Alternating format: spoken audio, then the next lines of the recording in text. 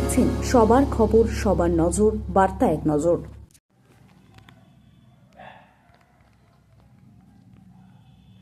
গ্রীষ্মকালীন রক্ত সংকট মেটাতে এগিয়ে এলো অগ্নিবীণা সংঘ। ত্রিবেণী কালীতলা অগ্নিবীণা সংঘের পরিচালনায় ও কল্যাণী জেএনএম হসপিটালের সহযোগিতায় প্রতি বছরের মতো এবছরও সংঘ ভবনে এক রক্তদান শিবিরের আয়োজন করা হয়। এই শিবিরে এদিনে উপস্থিত ছিলেন এলাকার প্রাক্তন শিক্ষক সমীর সিংহ, ক্লাব সম্পাদক সুমন দত্ত, যুগ্ম সম্পাদক প্রশান্ত মজুমদার, এছাড়াও জয়রাজ পাল, সাংবাদিক রাজেশ দেবনাথ সহ এলাকার বিশিষ্ট জনেরা। স্ত্রী পুরুষ মিলিয়ে সব বহু মানুষ এই রক্তদান শিবিরে অংশগ্রহণ করেন।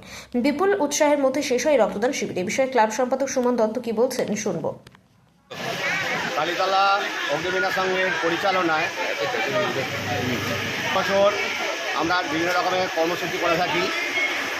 সেটা আমরা ডেট না পাওয়ার ফলে এবার আমরা খুব আগে পেয়ে গেছি ডেটটা 4 তারিখে। সেই জন্য আমরা যে রক্তদান শিবিরের আয়োজন করেছি। এবছরে আমরা দ্বিতীয় বর্ষে পদার্পণ করলাম কালীতলা অগ্নিবীণা সংঘ।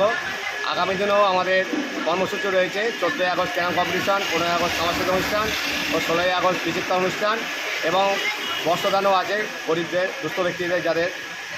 এবং আগামী দিনে আমাদের এই প্রচেষ্টা যাতে চালিয়ে যেতে পারি, আপনাদের সহযোগিতা, পূর্ণ সহযোগিতা আমরা একান্তভাবে কামনা করি। আচ্ছা, কতজন টার্গেট আছে?